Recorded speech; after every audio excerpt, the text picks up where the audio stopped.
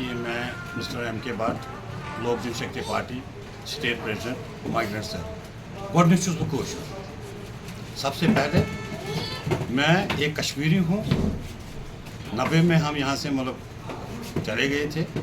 अब हमने party join की है 5 साल पहले, लोक जनशक्ति पार्टी, जिसको हम चला रहे हैं जम्मू से और श्रीनगर में।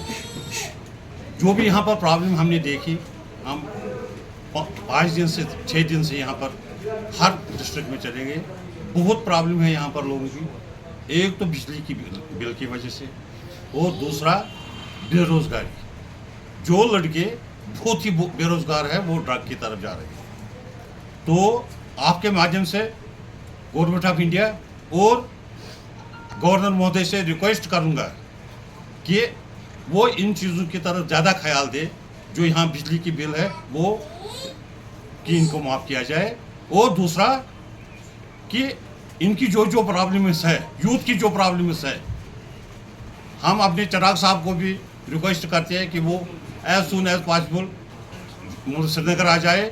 उन्होंने हमसे प्रॉमिस किया है कि हम J&K में फैक्ट्रियाँ डालेंगे और उन फैक्ट्रियों में हम यूथ को नौकरियाँ दे देंगे। गवर्नमेंट नौकरी तो हम नहीं दे सकते हैं, लेकिन रोज़गार तो हम दिला सकते हैं। उसके लिए हमें फोकस है।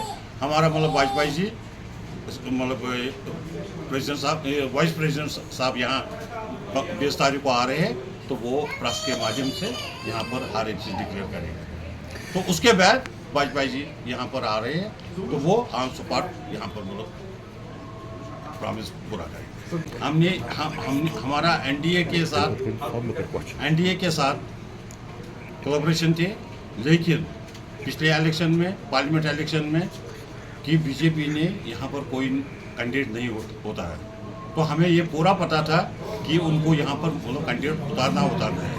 तभी मतलब हमारे चिराग साहब ने एनडीए के साथ कोलैबोरेशन की है, अभी भी है। क्यों?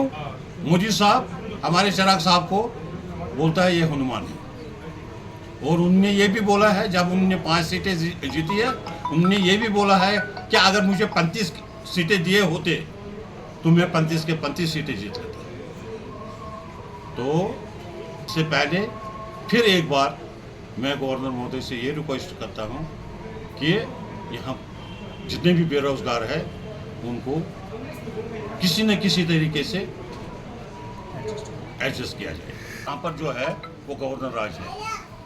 तो हमारे मतलब पिछले टाइम जम्मू में आए थे वाजपेयी जी, वाइस प्रेसिडेंट, तो उन्होंने ऐलान किया है, उन्होंने मतलब मोदी जी से पहले ये बोला है कि यहाँ पर पहले सबसे पहले स्टेट वापस दिया जाए।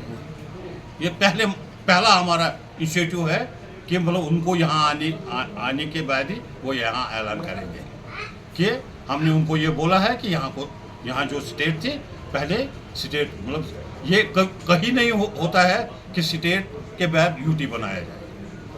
इसलिए हमने मतलब उनको ये अपील की है कि स्टेट वापस दी जाए, और साथ साथ जो चिराग पासवान है उसके बाप ने बहुत कोशिश की थी, जब वो मिनिस्टर थे, उन्होंने यहाँ बानहल में लोगों ने उनको मतलब अपील की थी कि भाई यहाँ ब्लड डोनेशन कैंप नहीं है, और उन्होंने उसी टाइम ऑर्डर दे दिया, और उसके साथ साथ एम्बुलेंस के लिए, और उन्होंने उसी टाइम एम्बुलेंस का भी ऐलान कर दिया, और उसी टाइम 2 दिन के या 3 दिन के बाद उन्होंने एम्बुलेंस भी दे दिया।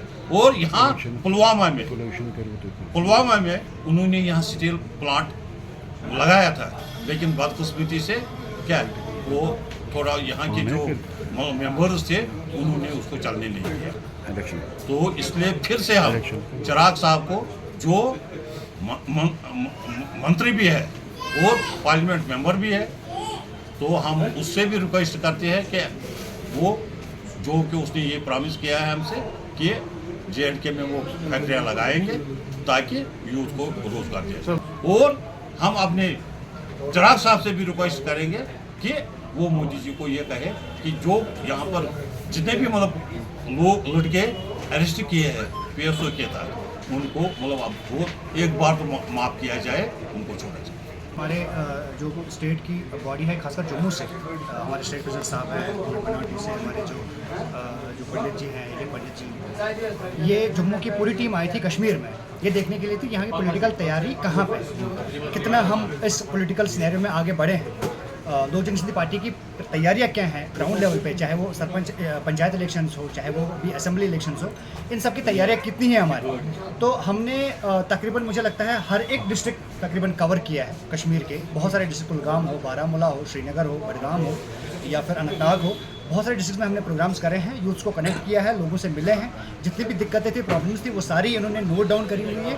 जाएंगे इंशाल्लाह, शायद हो 10 तारीख को, अगले 10 तारीख को चिराग जी से मिल भी रहे हैं, वो सारी जो प्रॉब्लम्स यहाँ पे है वो वहाँ पे डिस्कस करेंगे और इंशाल्लाह उनका समाधान भी जल्द से जल्द हम जो है लोगों के सामने रखेंगे। देखिए बिल्कुल यूथ, मैं आपको बता दूँ, मेरे साथ बहुत ज़्यादा कनेक्टेड है और आज भी हमारे पास जो नमो सेना की एक बहुत बड़ी टीम आई थी और यूथ ही है, बिल्कुल यूथ है, और वो आए थे, उन्होंने बोला कि हम बिल्कुल इम्प्रेस्ड है जो आप लोगों के लिए काम करते हैं, जो भी आप चीज़ें करते हैं, खासकर ग्रीवेंस को लेकर के, बाकी चीज़ों को लेकर के, अनएम्प्लॉयमेंट को लेकर के। अभी चिराग जी ने ये भी बताया कि रफ़ीक मलिक साहब जो हमारे स्टेट प्रेसिडेंट थे, उन्होंने बताया कि हम चिराग जी से ये बात कर रहे हैं कि यहाँ पे तकरीबन 2-3 जो फूड प्रोसेसिंग के यूनिट्स हैं, चाहे वो वाटर प्लांट्स हो, चाहे वो फ्रूट जूस प्लांट्स हो, वो लगे और उसमें लोग एडजस्ट हो जाएँ।